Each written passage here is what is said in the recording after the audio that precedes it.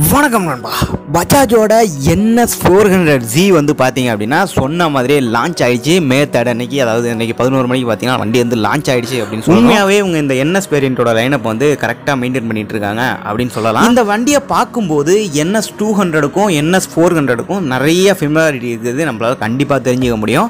இந்த வண்டி வந்து 400 அப்படிங்கிறதுனால தனியாக இருக்குது அப்படின்லாம் சொல்லிட முடியாது. ரெண்டு வண்டிக்கும் நிறைய சிமிலாரிட்டி இருக்குது அப்படின்னு சொல்லலாம். நல்ல டைனமிக்கான ஒரு டிசைன் கொடுத்துருக்காங்க. அது மட்டும் இல்லாமல் ஒரு பவர்ஃபுல்லான பெர்ஃபார்மன்ஸ் வந்து இந்த வண்டியில் கொடுத்துருக்காங்க அப்படி சொல்லலாம். அது மட்டும் இல்லாமல் இதில் ரொம்பவே சர்ப்ரைசிங்கான ஒரு விஷயம் என்ன அப்படின்னு கேட்டிங்கன்னா, இந்த வண்டியோட ஸ்டார்டிங் ப்ரைஸ் என்ன அப்படின்னு கேட்டிங்கன்னா 1.85 லேக் வந்து எக்ஸ்ஷோரூம் ப்ரைஸ் வந்து கோட் பண்ணியிருக்காங்க. இந்த ப்ரைஸ் வந்து வெறும் இன்ட்ரோடக்டிவ் ப்ரைஸ் அப்படிங்கிற மாதிரி சொல்லியிருக்காங்க. லிமிடெட் பீரியட் வரைக்கும் தான். நீங்கள் சீக்கிரமாக புக் பண்ணிக்கிட்டீங்க அப்படின்னா இந்த இன்ட்ரோடக்டிவ் ப்ரைஸில் நீங்கள் வண்டியை வந்து எடுத்துக்க முடியும். இதோட புக்கிங் ப்ரைஸ் வந்து பார்த்தீங்கன்னா 5000 ரூபா அப்படிங்கிற மாதிரி சொல்லியிருக்காங்க. நீங்கள் கூடிய சீக்கிரத்தில் புக் பண்ணீங்க அப்படின்னா நீங்கள் இந்த லிமிடெட் பீரியட் ஆஃபரை வந்து யூஸ் பண்ணிக்க முடியும். நம்ம இந்த வண்டியை பற்றி ஏற்கனவே நிறையா பேசிட்டோம். அந்த LED ஹெட்லாம்ப் பற்றி பேசியிருந்தோம், அந்த தண்டர்போல்ட் DRL பற்றி பேசியிருந்தோம். நல்ல ஸ்போர்ட்டியான ரியர் வியூ மிரர் கொடுத்துருக்காங்க. அதே மாதிரி UST ஃபோக்ஸ் வந்து கோல்டன் கோட்டோட கொடுத்துருக்காங்க. ஃபியூல் டேங்க் பார்த்தீங்க அப்படின்னா ஸ்கல்ப்டர் ஷேப்பில் வந்து ஃபியூல் டேங்க் கொடுத்துருக்காங்க. கொஞ்சம் எக்ஸ்டென்ஷன் இருக்க மாதிரி இருக்குது.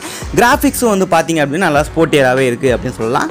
இந்த வண்டியை பொறுத்த வரைக்கும் ஸ்பிளிட்டர் சீட் செட்டப் கொடுத்துருக்காங்க, அண்டர்பெல்லி எக்ஸாஸ்ட் கொடுத்துருக்காங்க அப்படின்னு சொல்லணும். கிராப் ரயில் பார்த்தீங்க அப்படின்னா வந்து ஸ்பிளிட்டடாக இருக்குது, ரெண்டு சைடும் தனித்தனியாக இருக்க மாதிரியான ஒரு கிராப் ரயில் கொடுத்துருக்காங்க. இந்த வண்டியோட அலாய்வீலை பொறுத்த வரைக்கும் NS 200ல் என்ன மாதிரியான ஒரு டிசைனில் வந்து அலாய்வீல் இருந்ததோ அதே மாதிரியான அலாய்வீல் கொண்டு வந்திருக்காங்க அப்படின்னு சொல்லணும்.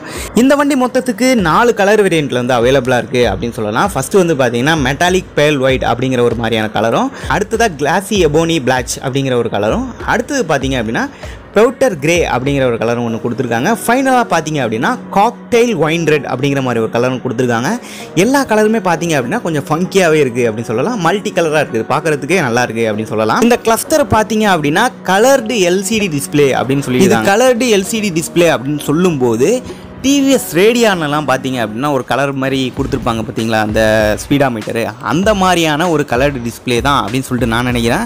எனக்கு தெரிஞ்சு இது வந்து TFT டிஸ்பிளேலாம் கிடையாது. கண்டிப்பாக பார்த்தீங்கன்னா ரேடியானில் உள்ள மாதிரியான ஒரு கலர்டு டிஸ்பிளே அப்படின்னு சொல்லலாம். இந்த டிஸ்பிளேவை பொறுத்த வரைக்கும் நீங்கள் mobile phone connectivity, bluetooth connectivity, அடுத்து நேவிகேஷன், இந்த மாதிரி எல்லா விஷயமும் தெரிஞ்சுக்க முடியும். அதே மாதிரி gear position indicator, side stand, engine cut off, இந்த மாதிரி விஷயம் எல்லாமே பார்த்தீங்கன்னா இந்த இதில் தெரிஞ்சுக்க முடியும். அது ஃபீச்சர்ஸ் அப்படின்னு பார்த்தோம்னா ரைட் பை ஒயர் ஃபீச்சர்ஸ் கொடுத்துருக்காங்க.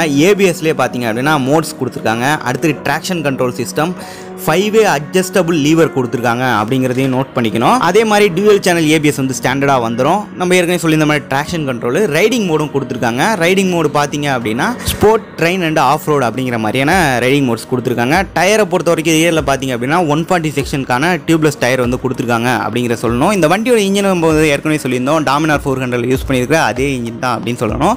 373cc single cylinder liquid cooled engine கொடுத்துருக்காங்க. இது அதிகபட்சமாக 40 PS பவரையும் 35 நியூட்டன் மீட்டர் டார்க்கையும் வந்து ப்ரொடியூஸ் பண்ண 6 ஸ்பீட் கியர் பாக்ஸில் இந்த வண்டி வருது.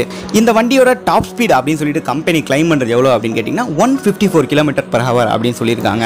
இவ்வளோ தான் பார்த்தீங்க அப்படின்னா இந்த லான்ச்சிங் ஈவெண்ட்லேருந்து நம்ம கலெக்ட் பண்ண டேட்டா, அதாவது NS 400Z கலெக்ட் பண்ண டேட்டா அப்படின்னு சொல்லலாம். உங்களுக்கு வேணும் அப்படின்னா நியர்பை ஷோரூமில் போய்ட்டு இதில் பற்றின டீட்டெயில் ஃபுல்லாக கேட்டு தெரிஞ்சுங்க. மற்றபடி இந்த வீடியோ உங்களுக்கு பிடிச்சிருக்கும் அப்படின்னா அந்த வீடியோ பிடிச்சா மறக்காமல் லைக் பண்ணுங்கள். இது மாதிரி அடுத்த வீடியோவில் பார்க்கலாம். See you later.